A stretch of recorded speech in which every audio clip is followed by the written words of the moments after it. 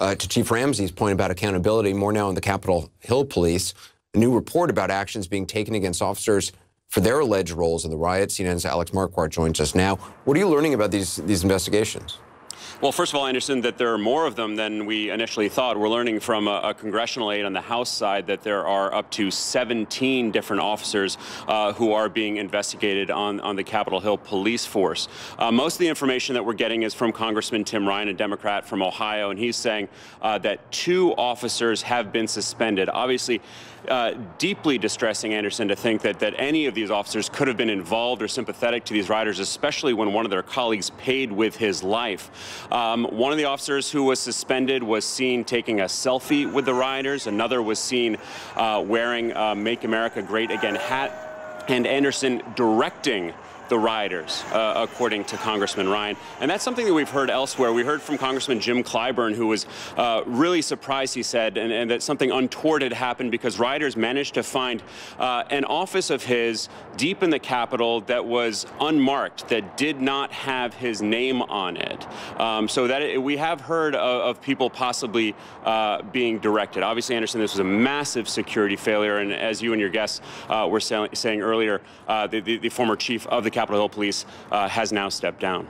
There are also police departments, among other employers around the country, looking into whether anyone affiliated with them was involved in the attack. What's the fallout been like on that front?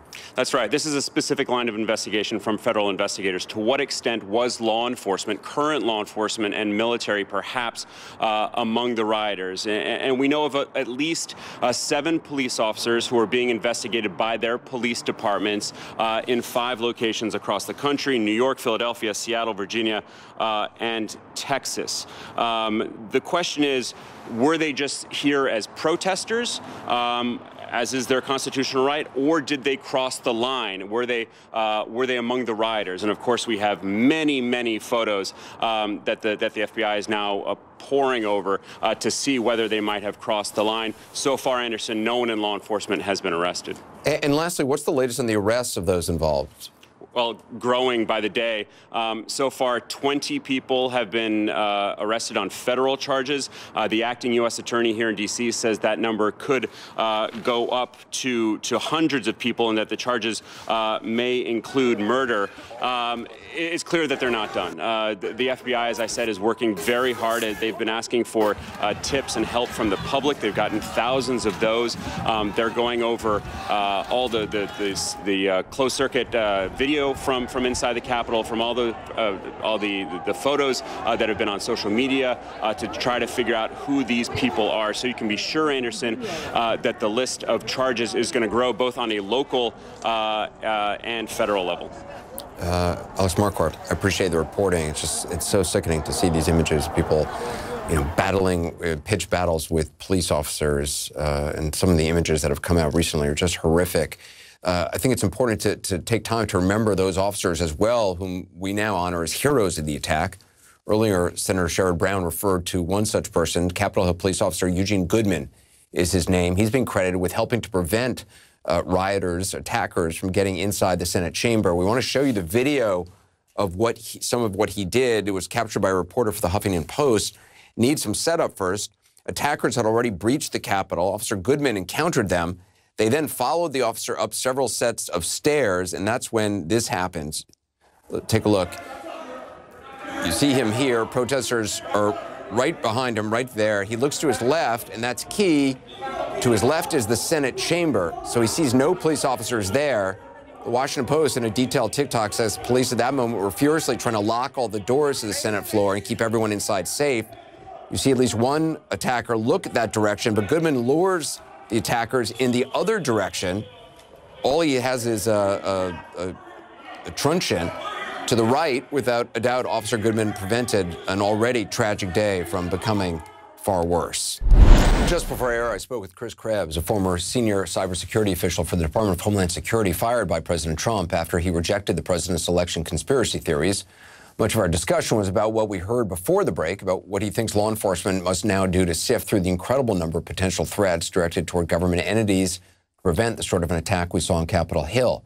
We began by talking about the abrupt resignation of the acting Homeland Security Secretary Chad Wolf. the acting Secretary of Homeland Security resigning, does that have practical implications for security in the Capitol ahead of the inauguration? So it's certainly not what you would want to see, right, in terms of consistency and continuity in a leadership position. My understanding, at least in the acting secretary's farewell letter, that the FEMA administrator will be stepping into that role. And Pete Gaynor is a Marine officer. He is an emergency manager. He knows how to run events, so he should be effective in that role. And the fact that one of the last things Chad Wolf did as acting secretary was move up the activation of the National Special Security Event designation to begin this Wednesday will allow for more coordination headed by the Secret Service. Obviously, there's a lot to be learned about exactly what happened on the attack on the Capitol, and obviously a deep dive on the security failures is, just beginning, if not already well underway.